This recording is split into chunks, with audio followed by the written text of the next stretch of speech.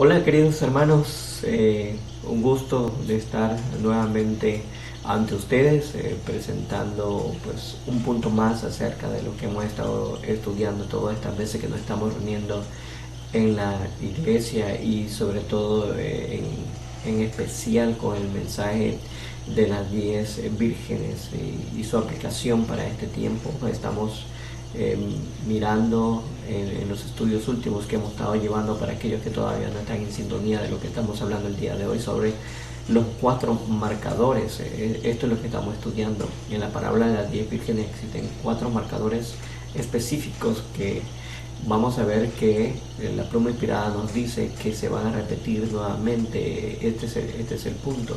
Estudiamos la parábola de 10 vírgenes para ver cómo se va a repetir a través entonces sobre nosotros esa historia sobre el tiempo presente. Así que queremos dar paso entonces, no sin antes comenzar con una pequeñísima oración. Oremos pidiéndoles por favor que tengan la reverencia, inclinen su rostro junto conmigo si oremos. Amante Padre que estás en el cielo, Señor nuestro, gracias por permitirnos brindar este medio de información que es el video a través de los celulares y de la página web de YouTube, en la cual podemos ahora tener contacto con los que estudian las profecías.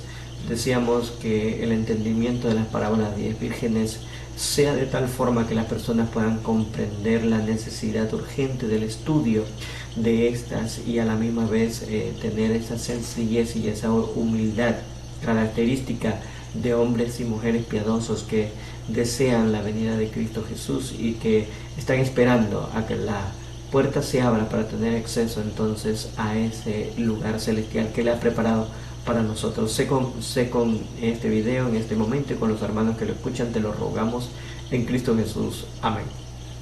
Bueno, como les dije, vamos a comenzar con lo que es la parábola de las 10 vírgenes. Vamos a hacer el análisis de los marcadores de la parábola de las 10 vírgenes y miren que es importantísimo, como habíamos mencionado anteriormente, es lo que va a suceder en el tiempo presente. Aunque muchos hablan de las 10 vírgenes como una historia pasada, algo que sucedió en los tiempos de los mileritas y todo esto, muchos lo enseñan incluso como historia pasada del pueblo adventista, y se enseña generalmente en la sociedad de jóvenes, en los clubes de conquistadores, por ejemplo, pero no es un tema que se lleva ante el púlpito, no es un tema que se lleva ante la gente, y este es el problema. Hoy queremos nosotros remarcar con este video que es un tema tan importante y que es tan urgente, que hace la separación entre el trigo y la cizaña, o para vida o para muerte. Ese es el mensaje que entraña la parábola de las 10 vírgenes. Así que vamos a entrar entonces en detalle cuáles son esos marcadores. Como mencioné, han sido 4 marcadores. En las clases pasadas que nosotros hemos tenido, la parábola de 10 vírgenes marca 4 importantísimos marcadores, que es lo que vamos a establecer o vamos a ver con esta presentación. Primero, el conflicto de los siglos, en la página 443, en el párrafo 2, utilizando la aplicación de Ellen White State, o sea, Ellen White Writings, podemos encontrar la siguiente afirmación: la parábola 10 vírgenes de Mateo 25 ilustra también la experiencia del pueblo adventista, y refirió la parábola que describe las 2 clases de siervos que esperarían su aparecimiento. En el capítulo 25 empieza con las palabras: entonces el reino de los cielos será semejante a 10 vírgenes. Aquí se presenta la iglesia que vive en los últimos días la misma enseñanza de que se habla al fin del capítulo 24.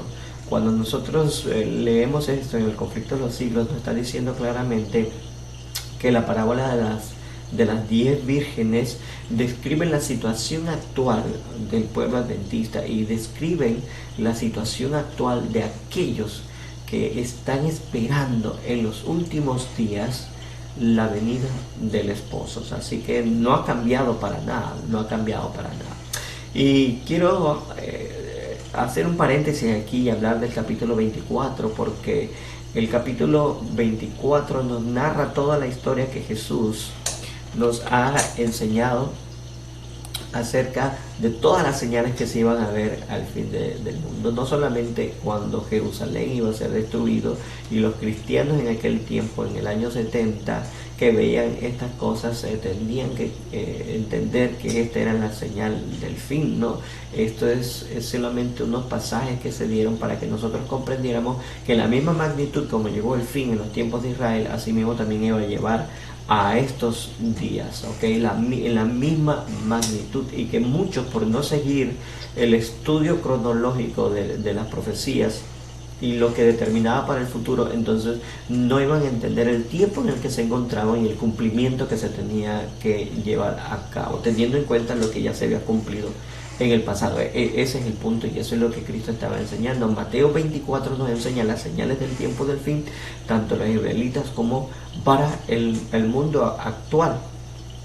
Entonces él hace una comparación ahora en ese último versículo de el capítulo 24, que es más ampliado ahora en el capítulo 25. Veamos entonces esa última parte. Dice así, de la siguiente forma: ¿quién es pues el siervo fiel y prudente al cual puso su señor sobre su casa para que le dé el alimento a tiempo? Dice el versículo 46, bienaventurado aquel siervo el cual, cuando su señor venga, le haya haciendo así. De cierto os digo que sobre todos los bienes le pondrá. Vamos a hacer una pausa aquí. ¿Cuál es el siervo fiel? El siervo prudente, dice, el que le da alimento a tiempo. Y este es el punto. Las profecías no señalan un tiempo, las profecías no señalan un devenir de eventos y una continuación de otros eventos. ¿Cómo nosotros sabemos en cuál momento estamos? ¿Qué se está llevando a cabo? ¿Y cuál es el mensaje que trae esa profecía? Es lo que nos enseña que el siervo fiel estaría dando a tiempo, ese alimento a tiempo, y aquí a la casa que es la iglesia. Así que el siervo fiel estaría de esta forma. Ahora Mateo 26 nos habla acerca también del siervo fiel en la parábola de los talentos. A un hombre se le da 5, a otro se le dan 3 y a otro se le dan solamente un talento. Y entonces cuando Cristo Jesús llegó, el Señor llegó, entonces encontró que los 5 y que los que tenían 3 talentos habían ganado intereses, pero el que tenía un talento lo que hizo fue que lo guardó, lo escondió. Así Mateo 24, ahora en los últimos versículos, miren, nosotros vemos ahora que dice que va a haber 2 tipos de personas. Uno de los cuales va a ser buen siervo y el otro no va a ser buen siervo. Sigamos leyendo. Dice, versículo 48, pero si aquel siervo malo dijera en su corazón, mi señor tardara en venir, y comenzara a golpear sus consiervos y aún comer y a beber con los borrachos, vendrá el señor de aquel siervo en el día que no espera y a la hora que no sabe, y lo castigará duramente y pondrá su parte con los hipócritas. Allí será lloro y el crujir de dientes. Ahora compare una situación: los 2 siervos, uno fiel y el otro infiel, o sea, porque no está cumpliendo lo que Dios quiere que haga, que es darle el alimento a tiempo a su casa. Entonces muestra que estos 2, a pesar de esa diferencia, tienen algo en común, que los 2 esperan la venida de Cristo Jesús. Pero el segundo no está preparado para el contratiempo de la demora. Así que él dice en su corazón, mi señor se tarda en venir. Entonces ahora él actúa en contra, o pues azotando a sus hermanos. Ese es el punto. ¿Qué hace entonces el siervo malo? El siervo malo se encarga entonces de ir molestando, azotando, como dice allí, ¿verdad? Castigando duramente, porque se ha dedicado a comer y a beber con los borrachos, y golpea entonces ahora a sus hermanos. Ese es el punto de los siervos infieles, mas los siervos fieles estarán dando alimento a tiempo a la casa del Señor. Y Jesús hace ahora una comparación. Mateo 24, el último, dice, es aquí en Mateo 25, la palabra 10 vírgenes, la misma descripción. Así que partiendo de allí, nosotros tenemos que entender entonces que Mateo 25, la palabra 10 vírgenes, nos va entonces a enseñar lo que está pasando ahora en este momento. Así que entremos en detalle.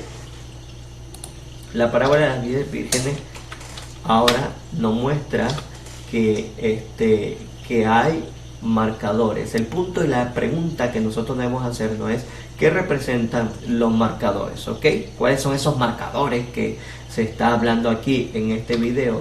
Bueno, dice así: los marcadores representan cada evento que se desarrolló en el cumplimiento de la parábola de Mateo 25, desde su preparación inicial para recibir al esposo, su provisión para el contratiempo, hasta su entrada con el esposo, en la cual solo 5 pasaron por esta experiencia de entrar a la boda. Las otras vírgenes, al no realizar los preparativos necesarios, no pudieron entrar con el esposo. Así que todo este proceso de Mateo 25, la parábola de las 10 vírgenes, nos va a mostrar 4 puntos, ¿ok? En las cuales vamos a haber cumplido el tiempo de la tardanza. Recuerden que en la parábola de Mateo 25 nos está diciendo que el esposo se tarda en venir. En Mateo 24 nos está diciendo que el siervo fiel en su corazón ahora tiene esta opinión de que su Señor se tarda en venir. O sea que hay un tiempo de la tardanza, y lo vamos a ver pues más puntual, con citas, o sea, más específico. Ahora, el tiempo de la tardanza dice que todas cabecearon, todas las 10 vírgenes cabecearon. Entonces, cuando cabecean están en la medianoche, por lo cual pues se puede denotar allí que hay cansancio en las 10 vírgenes, y sobre todo que una boda nupcial, y tengo entendido que en el oriente las bodas, bueno, tanto como aquí, también se celebran prácticamente en la noche, ¿verdad? Así que es una forma de ir determinando cada punto, pero lo vamos a ver cumplido en cada versículo que nosotros leamos en Mateo 25. Ok, ahí seguimos entonces. Ahí en la medianoche, cuando las vírgenes estaban cabeceando, se escucha ahora un clamor que dice: ahí viene el esposo. Este tercer marcador o el tercer evento también es de gran importancia el que nosotros lo entendamos, ¿ok? Y esto es cuando las mujeres o las vírgenes están cabeceando porque están en medianoche. Hay un contratiempo, el esposo no aparece, así que se escucha una voz. A medianoche se escucha una voz que dice: salid a recibirlo, ¿ok? Este es el punto. Entonces eso se llama el clamor de medianoche.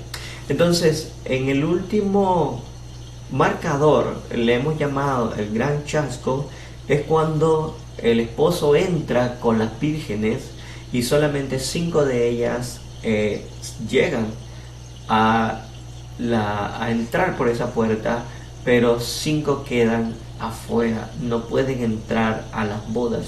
Y cuando Cristo Jesús le abren la puerta, ellas llamando a la puerta, porque no entraron al principio, sino que salieron a comprar aceite, entonces Cristo les dijo: no las conozco, y le cerró la puerta. Así que fue un gran chasco, pero solamente 5 pudieron entrar entonces con Jesús, ¿ok? Entonces todo esto representa el mensaje del segundo ángel, y es lo que vamos a estudiar el día de hoy. Prácticamente la respuesta más directa que podría decir qué representa la parábola de las 10 vírgenes de forma específica, el mensaje angelical, el segundo mensaje angelical. Ok, así que vamos a estudiar esto detenidamente, ok. Entonces, pasamos al primer marcador, o sea, antes de pasar al primer marcador, vamos a ver lo que es la importancia de estudiar esto. Dice: ¿cómo sabemos que debe ser un tema de estudio los marcadores? Por si usted se ha llegado a preguntar. Bueno, en la Review en Herald el 19 de agosto de 1890, la parte 3 nos dice: cuando el mensaje del tercer ángel es predicado como debe ser, el poder asiste a su proclamación y se convierte en una constante influencia. Debe ser asistido por el poder divino o no se logrará nada. A menudo me refería a la parábola de las 10 vírgenes, 5 de las cuales eran prudentes y 5 insensatas. Esta parábola ha sido y será cumplido al pie de la letra, ya que tiene una aplicación especial para este tiempo, y al igual que el mensaje del tercer ángel se ha cumplido y seguirá siendo verdad presente hasta el fin del tiempo. Ok, esta es la Review and Herald, nos está diciendo que la parábola de 10 vírgenes, que hemos dicho que es el mensaje del segundo ángel, se va a repetir nuevamente. En el Review and Herald, el 11 de febrero de 1896, parte 6, nos dice: mi mente se llevó hacia el futuro cuando se dará la señal. He aquí viene el esposo, salid a recibirle.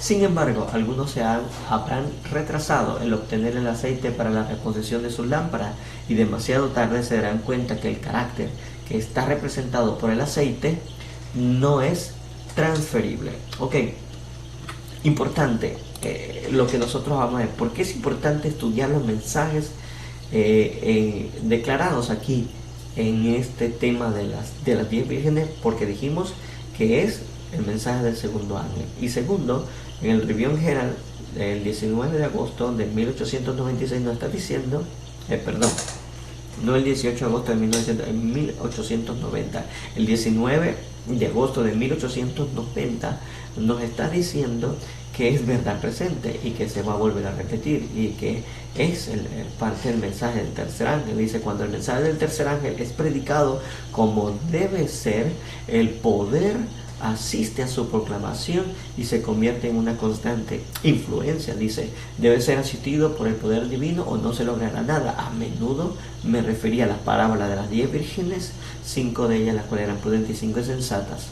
Esta parábola ha sido y será cumplido al pie de la letra, ya que tiene una aplicación especial para este tiempo, y al igual que el mensaje del tercer ángel, se ha cumplido y seguirá siendo verdad presente. Entonces, la verdad presente, el mensaje del tercer ángel, entonces está en la verdad que hay en el mensaje del segundo ángel. Así que es importante que nosotros entendamos esto. Muchísimas personas están diciendo que solamente hay que predicar el mensaje del tercer ángel, pero vamos a ver muchísimas evidencias donde se dice que se debe predicar tanto el segundo como el primero. Para poder entender el segundo tenemos que entender el primero. Es una relación lineal, y eso es una gran verdad que tenemos que todos saber. Entonces sigamos ahora. Una vez que ya sabemos que son importantes este mensaje de la parábola de las 10 vírgenes y qué es el mensaje del segundo ángel, entonces vamos a ver la aplicación que tiene. ¿Ok? Entonces vamos a estudiar primer marcador. El primer marcador, hay un tiempo de tardanza, así se llama el primer marcador. Lo habíamos referido en la primera visualización de esta gráfica. Así que para poder entender, como les dije, el primer marcador, el tiempo de tardanza, que es el inicio del mensaje del segundo ángel, nosotros debemos entender entonces el mensaje del primer ángel. ¿Cuándo fue predicado? ¿Cuándo comienza a surgir el mensaje del primer ángel? Bueno, el mensaje del primer ángel comienza a surgir cuando los libros de Daniel son abiertos. Antes estaban sellados. Recuerde que a Daniel en el capítulo 12 dijo que estas palabras séllalas porque es para el tiempo del fin. Nosotros sabemos que entonces que el tiempo del fin sucedió en 1798. ¿Cómo de otra forma nosotros lo sabemos? En 1798 también termina la ira de Dios, o sea, la desolación del pueblo de Israel por medio del continuo paganismo, y ahora por la abominación desoladora, que es el desarrollo completo del papado, desde el 538 hasta el 1798, lo cual fue en tiempo y mitad de tiempo, o 1260 años. O sea, esto es una prueba más que nos ayuda a determinar que el tiempo del fin en 1798 comienza entonces a desglosarse todo el estudio profético. Ok, importante todo este estudio profético nos llevaba a una conclusión, que Cristo Jesús iba a venir en 19 de abril de 1844, pero eso lo vamos a ver ahorita. Entonces, el tiempo del fin se dio en el 1798, comienza entonces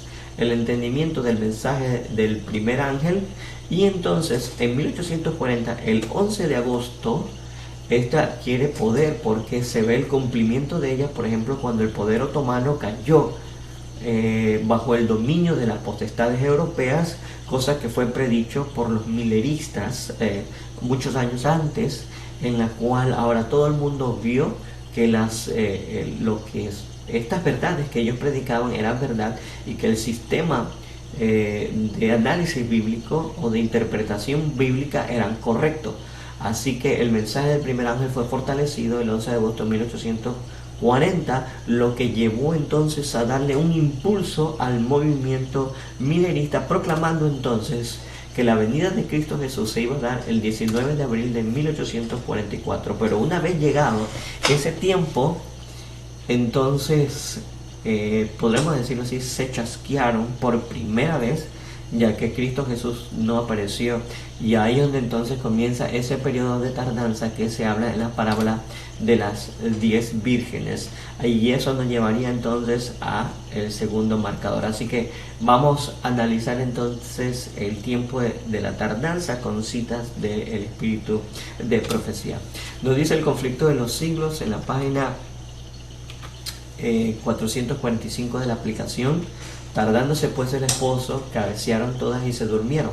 La tardanza del esposo representa la expiración del plazo en que se esperaba el Señor, el contratiempo y la demora aparente. O sea que el tiempo de tardanza se debió a que la expiración del plazo, el 19 de abril de 1844, dado por los mileristas como el día de la venida de Cristo Jesús, no se dio. Entonces había un contratiempo y una demora aparente en todo esto.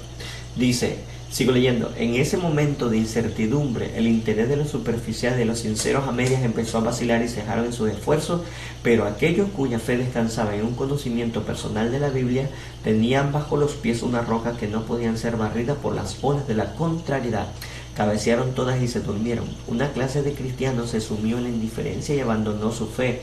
La otra siguió esperando pacientemente hasta que se diese mayor luz. Sin embargo, en la noche de la prueba, esta segunda categoría pareció perder hasta cierto punto su ardor y devoción.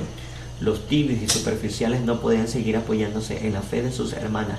Cada cual debía sostenerse por sí misma o caer. La publicación, bueno, quiero hacer un alto aquí antes de pasar a esa cita. El punto que nosotros estábamos leyendo acerca de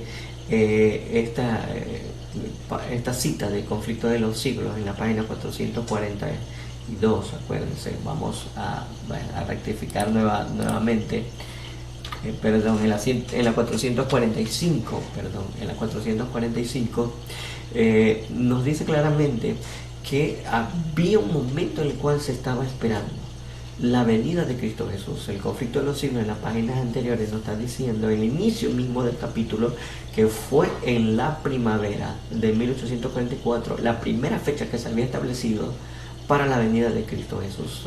Esto es algo que la mayoría de las iglesias pues desconocen, y todo aquel que estudia la historia pues conoce perfectamente bien, pero la gran mayoría lo desconoce, y eso es lo lamentable. Ahora, quiero volver a remarcar, en 1844, en la primavera, el 19 de abril, para ser más exacto, era el tiempo fijado por los mileristas para que Cristo llegara.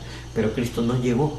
En ese momento era la noche, como dice, la noche de la prueba. Comienza entonces la noche a caer sobre las que estaban esperando el esposo. Y este es el punto. Se había proclamado, ¿qué cosa? La venida de Cristo Jesús por medio de las profecías. Entonces ahora las vírgenes estaban esperando, pero no llegó el esposo. Entonces comienza un periodo de tardanza. Las que no se habían preparado, las que tenían un conocimiento superficial o que eran sinceras a medias, entonces estas perdieron su devoción. Pero el otro grupo de personas que tenían la Biblia como su norma de fe, las cuales habían escudriñado personalmente y habían obtenido el aceite especial que había transformado sus caracteres, dice que estuvieron allí esperando a que se le diese más luz. Pero el contratiempo hizo, y lo pongo entre comillas, aparentemente perder su ardor y su devoción. Pero no quiere decir que lo perdieron. Aparentemente, dice pareció, esta segunda categoría, dice la cita, pareció perder hasta cierto punto su ardor y devoción. O sea que no la perdieron. Okay. Esto es algo en lo cual nosotros tenemos que pues puntualizar. Okay. No perdieron su devoción, cabecearon en el sentido de que se durmieron, pero hasta cierto punto, no es que se durmieran totalmente. Entonces la segunda cita nos dice: la publicación de este cartel fue considerada como el cumplimiento de la orden dada por Habacuc. Nadie, sin embargo, notó entonces que la misma profecía mencionaba una dilación evidente en el cumplimiento de la visión, un tiempo de demora. Después del contratiempo, este pasaje de la Escritura resulta muy significativo. La visión todavía tardará hasta el plazo señalado, bien que se apresure hacia el fin y no engañará las esperanzas. Aunque tardare, aguárdala, porque de seguro vendrá, no se tardará. El justo empero, por su fe vivirá. Y había muchísimas otras citas también en Ezequiel, en el capítulo 12, versículo 21 en adelante, también nos habla de que iba a haber un tiempo de demora, pero que Cristo Jesús iba a llegar, o sea que no iba a venir nunca, sino que Él iba a venir a buscar a lo suyo a la tierra. Y este es el punto, esto es lo que estaban predicando los milenistas, que las profecías determinaban la venida de Cristo Jesús, ¿ok? Pero no habían calculado que en las mismas profecías que estaban utilizando, como la de Habacuc, también había un tiempo de demora y en la cual pues no estaban preparados para que eso sucediese. Cuando llegó, entonces solamente los que estaban estudiando firmemente, los que habían aprovechado el tiempo para aprender todo acerca de esto, estaban seguros de lo que habían estudiado y estaban entonces con una fe firme. Entonces estaban esperando hasta que nueva luz apareciera. Eso nos lleva entonces al siguiente marcador. Veamos. Entonces tenemos el primer mensaje angelical. En el tiempo del fin, 1798 comenzó y llegó a el 19 de abril de 1844, cuando la tardanza llegó. Pero ahora en el segundo marcador, que es la medianoche, nosotros vamos a notar que esto se dio el 21 de julio de 1844. Pues hay muchas formas de demostrar esto, lo vamos a ver muchísimo más adelante, pero en la medianoche sucede algo tremendo.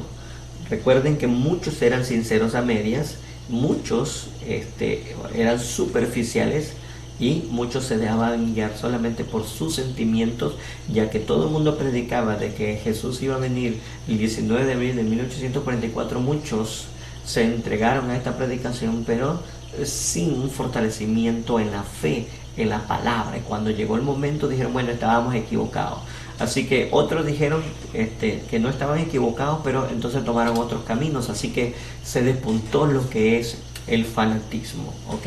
Vamos a entender este aspecto porque el segundo marcador habla del fanatismo en la medianoche, por eso es medianoche. En la medianoche pues puede suceder cualquier cosa.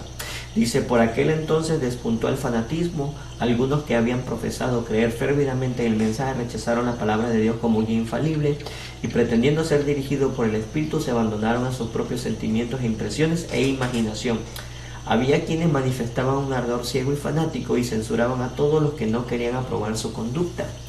Sus ideas y sus actos inspirados por el fanatismo no encontraron simpatía en la gran mayoría de los adventistas. No obstante, sirvieron para traer oprobio sobre la causa de la verdad. O sea, ¿qué quería Satanás exactamente ocasionar?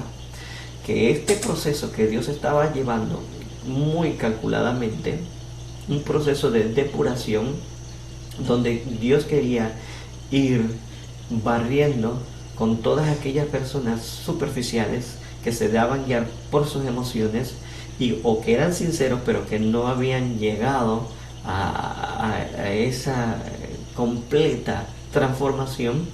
Entonces iban a quedar atrás y solamente iban quedando para la siguiente fase aquellos que estaban esperando una nueva luz, aquellos que habían revisado las escrituras y que habían visto que lo que ellos estaban diciendo era correcto y que tenía una tardanza ahora, porque encontraron las escrituras en Habacuc, en Ezequiel y en la parábola de las 10 vírgenes que había un periodo de tardanza y dice, hey, hay un periodo de tardanza, entonces vamos a esperar a escuchar hasta cuando venga el clamor de medianoche y diga, ahí viene el esposo, salid a recibirle. Y eso es lo que estaban esperando ellos. Con el tiempo pareciera que perdieron su devoción, pero recuerden que parecía que hasta cierto punto lo habían perdido, pero no fue así. Cuando se escuchó entonces esa otra parte del marcador, entonces ellas pudieron salir del estado de esas vírgenes que habían cabeceado ese estado de mundanalidad o perplejidad. ¿Ok?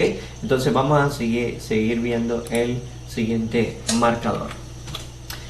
Dice, no fue la proclamación del segundo advenimiento lo que dio origen al fanatismo y la división. Estos aparecieron en el verano de 1844. Esta es la cita que nosotros estábamos diciendo que se dio en el 21 de julio de 1844, o sea, ya en el verano.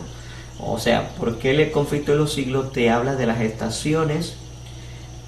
Una forma como ella quiere expresar el tiempo en la cual se encontraban los eventos que estamos señalando en este tiempo, pero que al estudiar la historia podemos ver de forma más específica el día exacto en que sucedieron. ¿Ok? Ella utiliza simplemente en la primavera, en el verano de 1844, estas dos estaciones para hacer la diferencia del tiempo.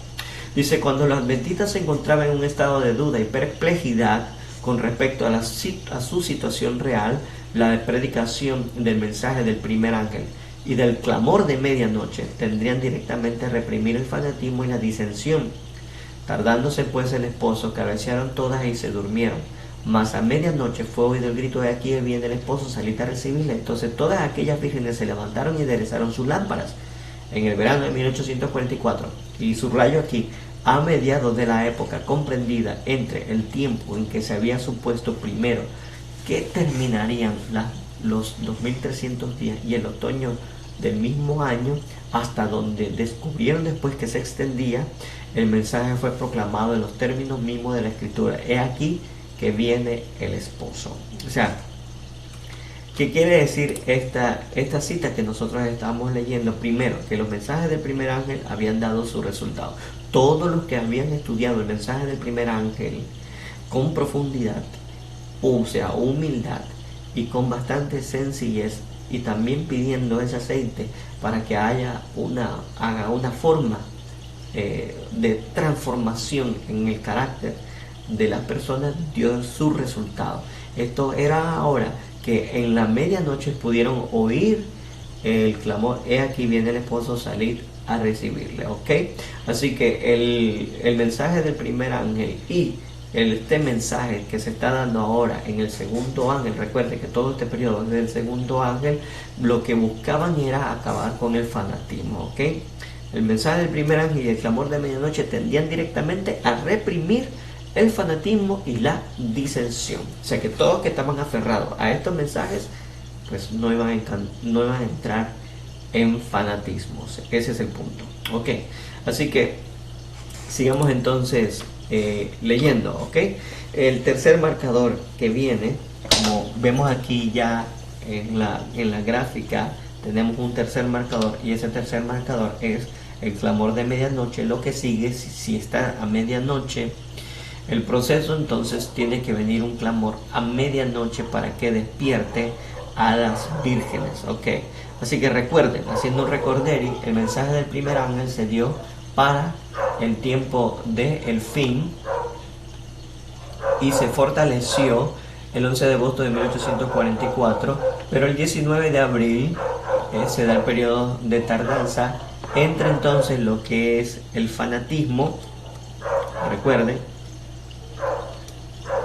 entra entonces el fanatismo desde 19 de abril de 1844 y toda la medianoche, la noche, hasta cuando se escuchó "He ahí viene el esposo", el 15 de agosto de 1844. He aquí viene el esposo, y se comienza entonces la separación de las 10 vírgenes. Ok, algo muy interesante aquí que debemos remarcar. Recuerden, ok, todo esto es el mensaje del segundo ángel, pero esa predicación, "He aquí viene el esposo", que hace la separación, ¿en qué consistía? O sea, el mensaje del segundo ángel, se escucha un clamor que le da poder a ese mensaje del segundo ángel. Pero ¿qué es el mensaje del segundo ángel? Bueno, muy sencillo, hermanos, es de tipos y antitipos. Como nosotros lo vemos aquí, vamos a marcarlo para que usted lo tenga. Es aquí en el mensaje de cargar tipos y tipos, ¿ok? Importantísimo, importantísimo. Tipos y antitipos. Entonces, este mensaje, ¿qué hablaba? Que este mensaje de tipos y antitipos. Bueno, muy fácil. En aquel tiempo, ya en enero, febrero de 1844, había comenzado Samuel Snow, un predicador, a hablar acerca de los tipos y los antitipos. Allá estuvo hablando inclusive que la venida del esposo tenía que darse en el día de expiación, porque era cuando el santuario se iba a purificar, pero él no se le había atendido, no se le había querido atender ese mensaje. Es más, fue rechazado por ese mensaje, porque el mensaje que estaba avanzando galopantemente era el mensaje del primer ángel, y este había establecido ya que Cristo Jesús iba a venir para el 19 de abril de 1844, cuando era exactamente que las profecías de las 2300 tardes y mañanas, por ejemplo, las 1335 días y las 2520 años, o los 7 tiempos, se cumplían, ¿ok? Por ejemplo, en los 2520 se cumplía ese periodo desde que Manasés hasta 1844, o sea, el 19 de abril de 1844 se iba a dar el tiempo de la reunión, que Dios iba a tener reunido a todos consigo. Ok, esa era una parte. La 2300 tarde y mañana decía que el santuario iba a ser purificado en 1844. Entonces, pero se había establecido que era el 19 de abril que se iba a dar, pero si era el santuario que se iba a dar, que se iba a purificar. Las 1335 días hablan de que cuando hubiera sido establecido, quitado el continuo y establecido la abominación desoladora, entonces iban a haber 1335 años. Bienaventurado aquel que espera hasta los 1335 años. Entonces esto nos indicaba que en 1844 todas estas profecías se iban a cumplir, pero se pensaba que era el 19 de abril de 1844, pero Samuel Snow ya desde antes estaba diciendo que no, que iba a ser para el tiempo de expiación, pero no se le había dado caso, porque el que estaba corriendo era el mensaje del primer ángel. Pero ahora llegó la tardanza. Los que estaban estudiando las profecías se notaron que también había una dilación, que había un contratiempo, que había una tardanza. Y en esto entonces ahora los mensajes que traía este predicador Samuel Snow acerca de que la venida de Cristo Jesús se tenía que dar era el 22 de octubre, porque era cuando se daba el día de expiación, siguiendo todos los tipos o las figuras de los servicios del santuario. Entonces se llegaba al entendimiento de que el santuario tenía que ser purificado en ese entonces, en ese día, el 22 de octubre de 1844. Y esto entonces ahora lo reconocen, este mensaje lo reconocen como el clamor de medianoche, que dice: "He aquí viene el esposo, salid a recibirle". Sí viene el esposo, lo que ha pasado es que se ha tardado, pero de que él iba a venir el 22 de octubre, o sea que le dio más fuerza al mensaje del primer ángel. ¿Ok? Entonces tenemos aquí el mensaje del segundo ángel fue de tipos y antetipos, y ahora el mensaje del segundo ángel es fortalecido aquí en el clamor de medianoche. Leamos. En la parábola de Mateo 25, el tiempo de espera y el cabeceo son seguidos de la venida del esposo. Esto estaba de acuerdo con los argumentos que se acababan de presentar y que se basaba tanto en las profecías como en los símbolos. ¿Se están escuchando? Esto estaba de acuerdo con los argumentos que se acababan de presentar. O sea que los mensajes del primer ángel, de que Cristo Jesús iba a venir, que las profecías que me habíamos mencionado se estaban cumpliendo, eran parte de estos argumentos, estaba de acuerdo con eso y se basaba tanto en las profecías ahora como en los símbolos.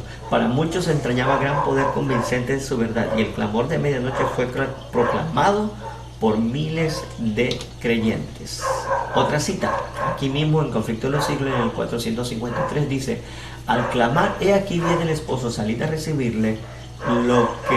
Los que esperaban se levantaron y adensaron sus lámparas, estudiaron la palabra de Dios con una intensidad e interés antes desconocido. Fueron enviados ángeles del cielo para despertar a los que se habían desanimado y para prepararlos a recibir el mensaje. La obra no descansaba en la sabiduría y los conocimientos humanos, sino en el poder de Dios. No fueron los de mayor talento, sino los más humildes y piadosos, los que oyeron y obedecieron primero el llamamiento. Así que, ¿quiénes fueron los primeros que le atendieron al clamor de medianoche? Los humildes y los piadosos. Dice: los campesinos abandonaron su cosecha en los campos, los artesanos dejaban sus herramientas y con lágrimas y gozo iban a pregonar el aviso. Los que anteriormente habían encabezado la causa fueron los últimos en unirse en este movimiento. O no sé si lo están captando, no había puesto lo que se está diciendo, pero ahora sí lo pongo. Los humildes y los piadosos, los que oyeron y obedecieron primero el llamamiento, dice, fueron los que aceptaron el mensaje. Ok, las iglesias en general cerraron sus puertas a este mensaje y muchos de los que lo aceptaron se separaron de sus consagraciones. En la providencia de Dios, esta proclamación se unió con el segundo mensaje angelical y dio poder a la obra. Aquí entonces nosotros vemos que el clamor de medianoche, el mensaje, he aquí que viene el esposo, se dio el 21 de julio y el mensaje del primer ángel ahora se fortalece. El segundo mensaje angelical en el tipo de figura ahora aquí es fortalecido. ¿Ok? Bueno, aquí tenemos que hacer una pequeña corrección. Bueno, aquí el mensaje del segundo ángel, aquí es el mensaje del segundo ángel. Aquí en vez de uno tenemos que ponerle dos, es el segundo mensaje angelical. Aquí es fortalecido. Vamos rápidamente a hacer el cambio. Así, de esta forma. Y corregimos, ¿ok? Y corregimos. Ok, segundo mensaje angelical. Bueno, entonces, como ustedes ven allí, este mensaje fue importantísimo. Este mensaje hizo una separación entre aquellas personas que con el tiempo parecía que habían perdido su ardor y su devoción. Esto lo que hizo fue reanimarlos más, porque no dijo que estaba equivocado todo el mensaje anterior, sino que estaba en lo correcto, pero que el tiempo señalado no era el que se había fijado al principio, sino que se había señalado después. Así que en el clamor de medianoche se fija ahora el cuarto marcador. ¿Cuál es el cuarto marcador entonces? El gran chasco. ¿Ok? En el gran chasco, en el gran chasco entran las 5 vírgenes. ¿Por qué? Porque en este proceso ahora del clamor de medianoche, solamente los que habían aceptado el mensaje del primer ángel y que habían ahora utilizado este mensaje del segundo ángel para continuar con su devoción a Dios, pudieron estar completamente preparados, ¿ok? Completamente preparados para entonces pasar a la siguiente fase de depuración. Ok, el gran chasco en 1844, que se da en 22 de octubre de 1844, perdón, que se da en octubre de el 22 de octubre de 1844, hizo que 5 vírgenes, la representación de aquellas personas que no estaban estudiando, que no estaban haciendo un cambio en sus vidas, entonces quedara completamente por fuera. Recuerde que la parábola dice que las que tenían sus lámparas ardiendo, que tenían aceite extra, le dijeron a las otras que no podían venderle ese carácter transferible que es el aceite, y las mandaron a comprar el aceite y salieron a comprar, no sé a quién podían haberle comprado. En el proceso, en el tiempo que estaban esperando, ellas debieron haber hecho provisión adicional de aceite, o sea que tenían que haberla traído antes, desde un principio, y no después.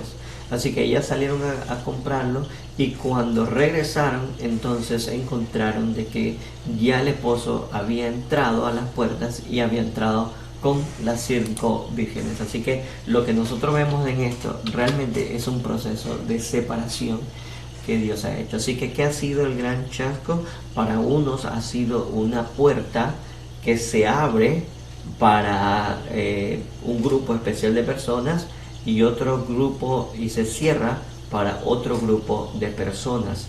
Es lo que en Mateo 24, en los versículos finales, nos decía que el siervo prudente iba a darle alimento a su tiempo a la casa de Dios, y el imprudente lo que iba a hacer era que iba a pensar que el esposo, el Señor, se tardaba, entonces se iba a comer con los borrachos, o sea que llegó a un estado mundanal completamente, y entonces comenzó ahora a azotar a sus consiervos. Eso fue lo que hizo, eso fue lo que pasó entonces en esta descripción con las 5 vírgenes, ¿ok?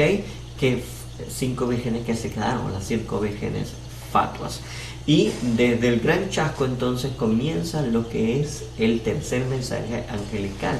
¿Qué se aprendió en el gran chasco? Se aprendió acerca de la purificación del santuario, que Cristo no iba a venir a la tierra, sino que iba a pasar del lugar santo al lugar santísimo. Se comprendió todo el mensaje, el mensaje del santuario, el juicio investigador, cuando vieron en el santuario el arca de la alianza, el propiciatorio, dentro vieron entonces los 10 mandamientos, y con los 10 mandamientos pudieron ver remarcado también el cuarto mandamiento, el del sábado, y solamente los que estaban preparados pudieron ahora comprender la causa de ese chasco, y ahora notaron que habían entrado entonces a una nueva fase del proceso de purificación que la iglesia debería de llevar. Así que, ¿qué pasó en este entonces? Dice, un desengaño más le estaba reservado.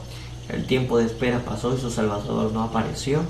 Con confianza inquebrantable habían esperado su venida, y ahora sentían lo que María, cuando al ir al sepulcro del Salvador y encontrándolo vacío, exclamó llorando: se han llevado a mi Señor y no sé a dónde le han puesto. Los mensajes del primero y del segundo ángel fueron proclamados en su debido tiempo y cumplieron la obra que Dios habría propuesto cumplir por medio de ellos. ¿Cuál era la obra que Dios había propuesto cumplir por medio de ellos? Es definitivamente la purificación de la iglesia, queridos hermanos. El mundo había estado observando y creía que todo el sistema adventista sería abandonado en caso de que pasase el tiempo sin que Cristo viniese. Pero aunque muchos, al ser muy tentados, abandonaron su fe, hubo algunos que permanecieron firmes. Los frutos del movimiento adventista: el espíritu de humildad, importante, el examen de corazón, la renunciación al mundo y la reforma de la vida que había acompañado la obra probaban que ésta era de Dios. No se atrevían a negar que el poder del Espíritu Santo hubiera acompañado la predicación del segundo advenimiento y no podían descubrir error alguno en el cómputo de los periodos proféticos. Los más hábiles de sus adversarios no habían logrado echar por tierra su sistema de interpretación profética, o sea, que seguían vigentes los periodos proféticos y que el mensaje que se había dado con el segundo ángel era verdadero porque llevaba muestra del derramamiento del Espíritu Santo, así que estos cumplieron su obra. ¿Cuál obra? De que Cristo tenía reservado todavía más ricos tesoros que dar en un tercer mensaje. Dice el conflicto de los siglos en la página 457, párrafo 1, sin prueba bíblica no podían consentir en abandonar posiciones que habían sido alcanzadas en merced de la oración y un estudio formal de las Escrituras, por inteligencias alumbradas por el Espíritu de Dios y por corazones en los cuales ardía el poder vivificante de ésta, pues eran posiciones que habían resistido a la crítica más aguda y a la posición más violenta por parte de los maestros de religión del pueblo y de los sabios mundanos, y que habían permanecido firmes hasta ante las fuerzas combinadas del saber y de la elocuencia y las afrentas y ultrajes tanto de los hombres de reputación como los más viles. Así que aquí vemos, hermanos, que en el mensaje que se dio en aquellos tiempos, en el clamor de medianoche, pues llevaba ese proceso de purificación. Solamente aquellas personas que estaban completamente estudiando, que habían hecho un cambio de carácter en su vida, que habían dejado todo vínculo terrenal que lo uniera con este mundo, pues entonces podían pasar al siguiente nivel. Ahora, vuelvo y repito, ¿por qué es importante todo este conocimiento acerca de la historia milerita con los mensajes del primero y segundo ángel? Hermanos, porque el mensaje del tercer ángel va acompañado de esos dos primeros, y en el siguiente video vamos a demostrarles que todavía el mensaje del segundo ángel no se ha cumplido en totalidad. Vamos a ver que el mensaje del segundo ángel todavía sigue vigente para este tiempo y que va a llegar un cumplimiento cuando ya se dé ese otro clamor, como decimos nosotros, a medianoche, al cual se le llama el fuerte pregón. Ahí el mensaje del segundo ángel va a tener entonces su cumplimiento total, y entonces ahí es donde viene la fase del tercer mensaje con todo el poder. Aunque ya el mensaje del tercer ángel pasó, recuerden que ahora el mensaje del tercer ángel desde el 22 de octubre de 1844 pasa ahora a comprender los mensajes del primero y del segundo, ¿ok? O sea que no solamente el tercero, sino que viene el tercero más el primero y el segundo, los tres juntos. Estos tres juntos, mensaje del tercer ángel, será ahora en su máximo poder cuando el mensaje del segundo ángel entonces se llega a cumplir ahora en forma total. Eso lo vamos a ver en el próximo video. Por ahora lo importante era haber conocido el mensaje del segundo ángel cuando se dio, para que cuando se repita nuevamente nosotros ahora podamos entender cada punto de ellos. Así que me despido de ustedes, espero que les haya servido para el estudio que estamos llevando en clase. Esto es una repetición de lo que hemos estado viendo de forma muy generalizada. No nos hemos enfocado con muchas citas, pero cada punto tiene un montón de citas.